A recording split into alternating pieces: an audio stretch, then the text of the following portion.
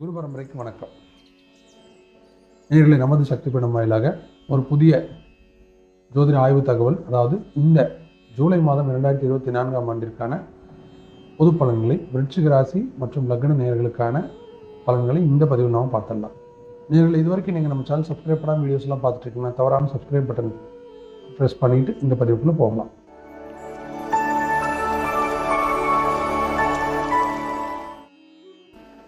பலன்களை பார்க்கறதுக்கு முன்னாடி உங்கள் கிரக நிலைகள் எப்படி இருக்கின்றதை முதல்ல பார்த்துருவோம். உங்களுக்கான கிரக நிலைகள்: உங்களுடைய ராசிக்கு 4ஆம் வீட்டில் சனி வக்கரமாக இருக்காருங்க. 5ஆம் இடத்தில் மீனத்தில் ராகு, 6ஆம் வீட்டில் மேஷத்தில் செவ்வாய் முதல் பாதி, 2வது பாதி 7ஆம் வீட்டுக்கு போயிடுறாரு.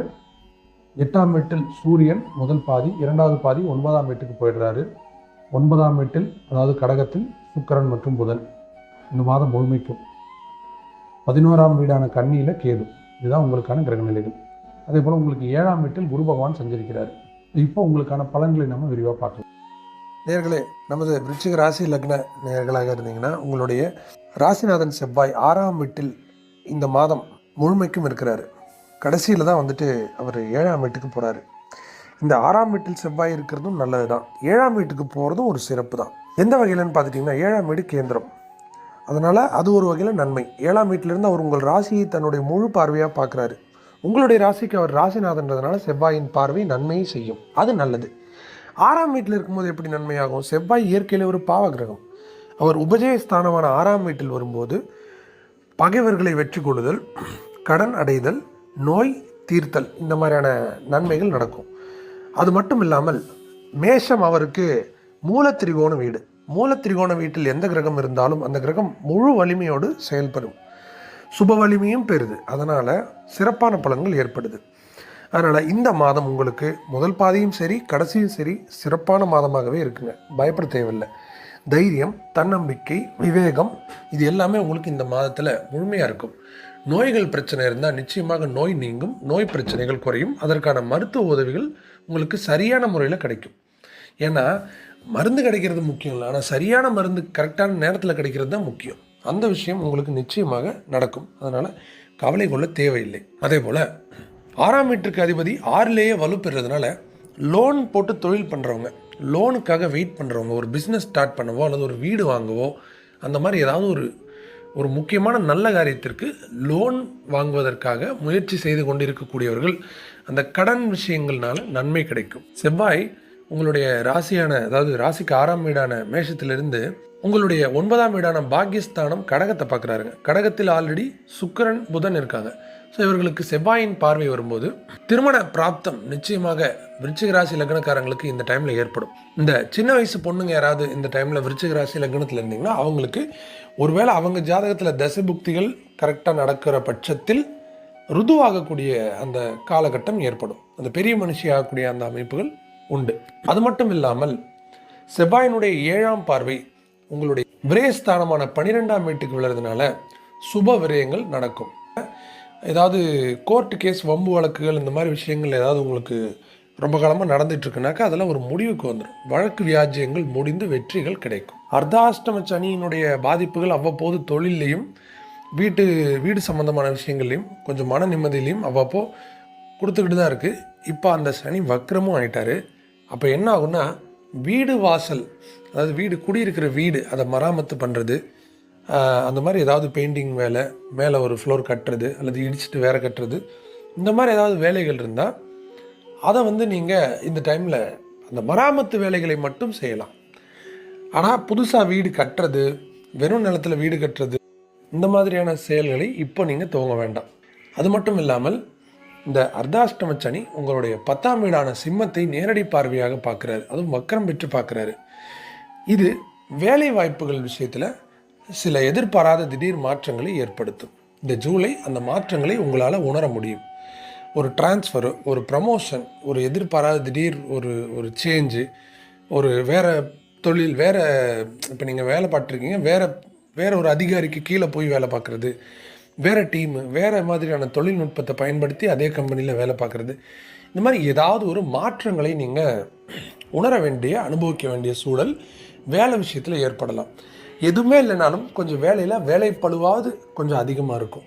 அதனால் வேலை விஷயத்தில் கொஞ்சம் நீங்கள் முன்னெச்சரிக்கையோடு இருக்கிறது நல்லது.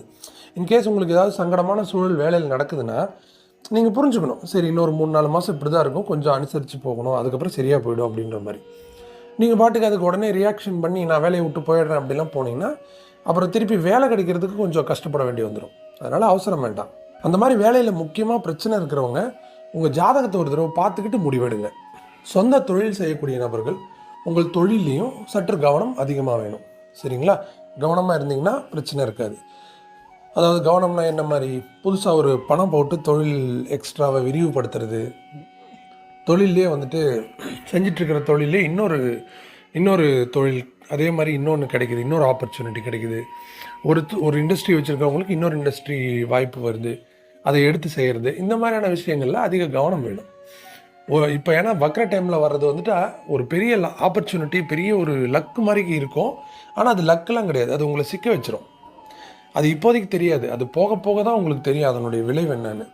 ஆரம்பிக்கும் போது எல்லாமே ரொம்ப நல்லாயிருக்கும், ஆனால் முடிக்கும்போது ரொம்ப கவனமாக இருக்கிறோம். அது இந்த சனியினுடைய அமைப்பு இப்படி இருக்குது. மற்றபடி கல்வியை பொறுத்த வரைக்கும் உங்களுக்கு கல்வி நிலைகள் கொஞ்சம் சுமாராக தான் இருக்கும். ஏன்னா சனி வக்கரமாக இருக்கார், 4ஆம் வீட்டிலே இருக்கார். பிள்ளைகள் ஸ்கூல் போகிறது, அவங்க பிள்ளைகளுடைய ஆரோக்கியம், அவங்க படிப்பு, இந்த மாதிரி விஷயங்களில் அதிக கவனம் வேண்டும். தேவையில்லாமல் அதிகமாக லீவ் எடுக்கக்கூடாது. முடிஞ்ச அளவுக்கு ஸ்கூல் காலேஜ் போகிறது ஸ்டாப் பண்ணக்கூடாது. காலேஜ் படிக்கிற பசங்க பெரிய பசங்களாக இருந்தாங்கன்னா அவங்க ரெகுலராக காலேஜ் போகிறாங்களா அப்படின்றத அவங்களுடைய ஒரு மாதம் 2 மாதத்துக்கு ஒரு தடவையாவது வீட்டிலேருந்து யாராவது ஒருத்தர் போய் அவங்களுடைய காலேஜில் போய் பார்த்துட்டு வர்றது நல்லது. எதனாலன்னு கேட்டிங்கன்னா இந்த மாதிரி நேரத்தில் தான் குழந்தைகள் கெட்டு போகிறதுக்கான காலகட்டம் வரும். இது விருச்சிக ராசி, உங்கள் பிள்ளைங்க விருச்சிக ராசியாக இருந்தால் அவங்களுக்கு இப்போ நான் சொன்னது பொருந்தும். நீங்கள் விருச்சிக ராசியாக இருந்தால் அப்படி ஆகாது, அதனால் பயந்துக்க வேண்டாம். நீங்கள் விருச்சிக ராசியாக இருந்தீங்கன்னா கூட குழந்தைகள் கருத்தரிக்கிறதுல சர்ப்பத்தினுடைய சர்ப்பகிரகமான ராகுவினுடைய ஆதிக்கம் செலுத்தக்கூடிய ஒரு காலகட்டம். நாக தெய்வத்தை, அதாவது நாகத்தை ஆபரணமாக அணிந்திருக்கக்கூடிய தெய்வத்தை வழிபட வேண்டும். புற்றுக்கண் இருக்கக்கூடிய இடத்துல போயிட்டு வழிபடணும். குழந்தைக்காக இயங்குறவங்க திருநாகேஸ்வரம், திருக்காலத்தி, இந்த மாதிரி நாகர்களுக்கு உகந்த சன்னதிகளில் போய் வழிபடணும். ஆயில்ய நட்சத்திரத்தன்னைக்கு சிவபெருமானுக்கு பரிகாரங்கள், அதாவது அவருக்கு அர்ச்சனைக்கோ அல்லது அபிஷேகத்துக்கோ உங்களால் முடிந்த இது செய்வது. அதே மாதிரி ஆயில்யத்தன்னைக்கு நாகதேவதைகளுக்கு உண்டான பரிகாரங்களை செய்வது கண்டிப்பாக புத்திர சந்தானத்தை ஏற்படுத்தும். ஒருவேளை குழந்தை பிறந்தா ஆண் குழந்தையாக இருக்க வாய்ப்பு ஜாஸ்தி. ஆனால் இது அவங்கவுங்க ஜாதகத்தை வச்சு மாறும். இருந்தாலும் அது ராகுவினுடைய ஆதிக்கம் ஆண் குழந்தை கொடுத்துரும். இது நாங்கள் அனுபவபூர்வமாக ஜோதிட இதில் பார்த்துருக்கோம், அதனால் சொல்கிறோம். சரி, கலைத்துறை நபர்களுக்கு சுக்கிரன் நல்லா இருக்கார், வலுவாக இருக்கார். அதனால் கலைத்துறையில் நல்ல முன்னேற்றம் இருக்கும். சினிமா, மியூசிக், டான்ஸு, ஆர்ட்ஸு, இதெல்லாம் சரிங்களா. TV, fine arts, short film, இதெல்லாம். இல்லத்தரசிகளுக்கு ஒரு நல்ல மாதம், பெரிய பாதிப்பெல்லாம் இல்லை. ஆனால் வீடு சம்மந்தமான விஷயங்கள் வீட்டில் கொஞ்சம் செலவு அதிகரிக்கலாம். வீடு மராமத்து வேலைகளுக்காக கொஞ்சம் செலவுகள் இருக்கலாம், அது மட்டும்தான். மற்றபடி வேற ஒன்றும் பெருசாக பாதிப்பு இல்லை. நீங்கள் விருச்சிகமாக இருந்தீங்கன்னா அவ்வப்போது மனசுக்குள்ள இனம் புரியாத கவலைகள் உங்களை கஷ்டப்படுத்தும். அது காரணம் சனி 4ஆம் இடமான மனோஸ்தானத்தில் வக்ரம் அடைஞ்சிருக்கிறதுனால. ஸோ அப்பப்போ மனசு கொஞ்சம் சங்கடமாகும் போது தனிமையாக இருக்காதீங்க, யார் கூடயாவது சேர்ந்துருங்க, அல்லது ஏதாவது உங்களை நீங்களே கொஞ்சம் பிஸி ஆக்கிக்கங்க. தனிமை அதை இன்னும் அதிகப்படுத்தும். பாரம்பரிய துறைகளில் தொழில் செய்யக்கூடிய நபர்களுக்கு தொழில் வளர்ச்சிகள் நல்லாயிருக்கும், பயப்பட வேண்டாம். இருந்தாலும் சனி வக்ரம் பெற்று 10ஆம் பார்வையாக இருக்கிறதுனால தொழிலில் அதிக கவனமும், உங்களுக்கு கீழே வேலை பார்க்குற நபர்கள்ட்ட அதிக காதல் செய்யக்கூடிய நபர்கள் அல்லது அந்த வயசில் இருந்துட்டு இப்போது இந்த மாதிரி காதல் எதுவும் இல்லாமல் இருக்கிறவங்களுக்கு கொஞ்சம் கவனமாக இருக்கணும். ஆல்ரெடி காதலிக்கிறவங்களுக்கு காதல் முறிந்து போக வாய்ப்பு இருக்குது. இல்லாமல் இருக்கிறவங்களுக்கு திடீர்னு ஒரு காதல் அப்படின்ற ஒரு விஷயத்துக்குள்ளே நீங்கள் உள்ளே போகிறதுக்கு வாய்ப்பு இருக்குது. ஆனால் எது செஞ்சாலும் ராகுவினுடைய ஆதிக்கம் இருக்கக்கூடிய டைமில் செய்யக்கூடிய விஷயம் இப்போ நல்லா இருக்கும், பின்னாடி ஏதோ பிரச்சனைகளை போய் சிக்கும். அதனால் கொஞ்சம் உங்களை நீங்களே பரிசோதிச்சுக்கிட்டு அந்த வேலைகளை செஞ்சுக்கிறது நல்லது. லாபஸ்தானத்தில் கேது இருக்கிறதுனால தொழில் பாதிப்போ அல்லது பொருளாதார தடைகளோ ஒன்றும் பெருசாக இருக்காது, பயப்பட வேணாம். உங்களுடைய மூத்த சகோதர சகோதரிகளுக்கு உங்களால் சிறு சிறு சங்கடங்கள் ஏற்படலாம், அல்லது அவர்களால் உங்களுக்கு சில மன கஷ்டங்கள் ஏற்படலாம். மற்றபடி ஒன்றும் பாதிப்பில்லை, சிறப்பாக இருக்குது.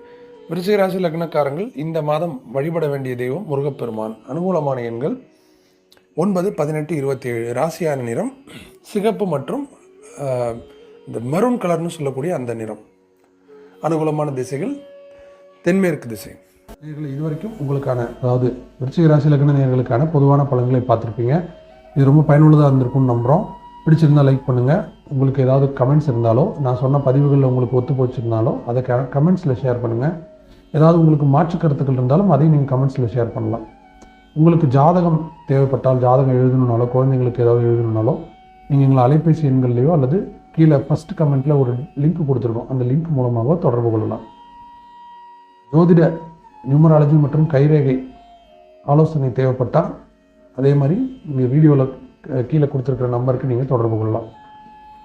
இந்த பதிவை உங்கள் நண்பர்கள் உறவினர்களுக்கு ஷேர் பண்ணுங்கள். ரொம்ப பயனுள்ளதாக இருக்கும். மீண்டும் ஒரு நல்ல பதிவில் உங்கள் அனைவரையும் சந்திக்கும் வரை உங்களிடமிருந்து விடைபெறுவது உங்கள் வராய் ஜோதிடன் ஜாமக்கோள் வித்தகன் ஹரிசுதன். நன்றி நேயர்களே, வணக்கம்.